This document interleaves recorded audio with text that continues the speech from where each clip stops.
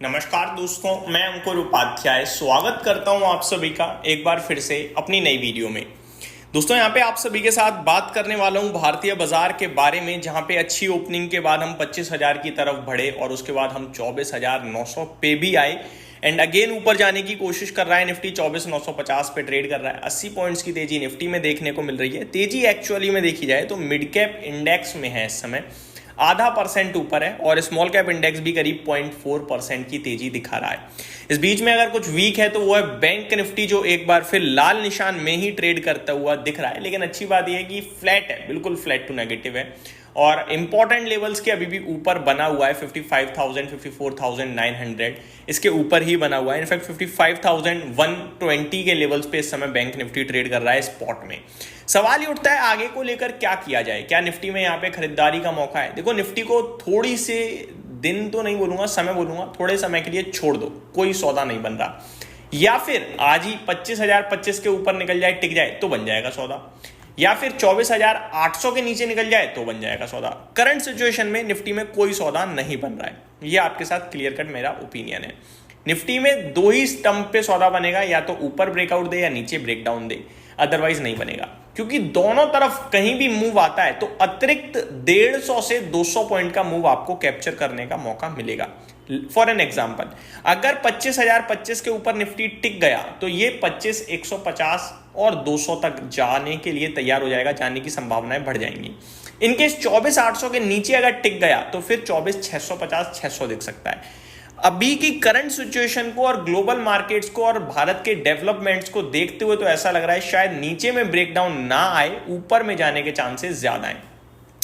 जितनी भी खबरें हैं, कमेंट्स हैं, सिचुएशंस हैं, सब पॉजिटिव हैं एक्सेप्ट सेलिंग। और सेलिंग का अपना एक प्रेशर होता है, आप सभी को पता है। तो अगर सेलिंग रुक गई, बस रुक जाए, तो बाजार ऊपर चला जाएगा। लेकिन अगर लगातार जैसे एफआईआईज बेच रही हैं वो बेचते रहे तो फिर मुश्किल होगा 25,000 के ऊपर निकलकर 25,200 जाना। बट सिचुएशंस कह रही हैं कि ऊपर जाना चाहिए। तो बहुत ही मिला जुला सा इस समय मतलब ट्रिगर्स बन रहे हैं। इस बीच में ब्रॉडर मार्केट अच्छी दिख रही है, तो हो सकता है पोर्टफोलियो आपकी हरी होगी। 1532 स्टॉक्स पॉजिटिव ट्रेड कर रहे हैं एनएससी पे, तो 1030 स्टॉक्स नेगेटिव ट्रेड कर रहे हैं एनएससी पे। बीएससी पे भी बढ़ने वाले शेयर्स की संख्या काफी अच्छी दिख रही है एज कंपेयर टू गिरने वाले स्टॉक्स। तो पोर्टफोलियो तो आज हरे निशान में होनी चाहिए निवेशकों की। स्टॉक स्पेसिफिक एक्शन भरपूर चल रहा है, वहीं पे ध्यान देना चाहिए। मैं आपको कुछ अपडेट्स देना चाहूंगा दोस्तों। पहले तो बड़ी अपडेट्स की बात करें तो new GST rates are set to start by September 22। NDTV की तरफ से ये अपडेट आई है, यानी कि 22 सितंबर से नए जीएसटी दरें लागू हो जाएंगी, जिसके ऊपर बातचीत चल रही है, विचार चल रहा है। तो ये काफी पॉजिटिव अपडेट है, आप ये कह सकते हैं। यस बैंक के स्टॉक में करीब 2.25% की तेजी देखने को मिल रही है, जहां पे एसएमबीसी का प्लान जो है एडिशनल 5% स्टेक खरीदने का है बैंक में, और आरबीआई से अप्रूवल भी मिल चुका है। इस बीच में काफी सारे स्टॉक्स पे ब्रोकरेज हाउसेस की रिपोर्ट टारगेट्स आए, जो मैं आपके साथ इस वीडियो के माध्यम से शेयर करना चाहूंगा। लाइक ट्रेंड पे 6,500 रुपए प्रति शेयर का टारगेट शेयर करा है एचएसबीसी ने, और बाय की कॉल है। बजाज फाइनेंस पे जेफरीज की बाय की कॉल है और टारगेट दिया है 1,100 रुपए का। वहीं टीवीएस मोटर पे गोल्डमैन सैक्स की न्यूट्रल कॉल है और टारगेट रेस करा है इन्होंने, बढ़ाया है यानी कि, और बढ़ाकर कर दिया है 3,430 रुपीज प्रति शेयर का। तो ये कुछ बड़ी अपडेट्स आते हुए दिख रही हैं।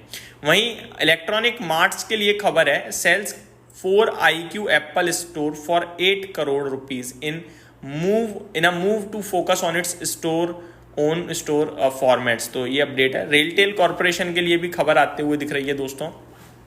secures 13 crore project management consultancy order from RSLDC to be completed by August 2027, enhancing long term revenue outlook।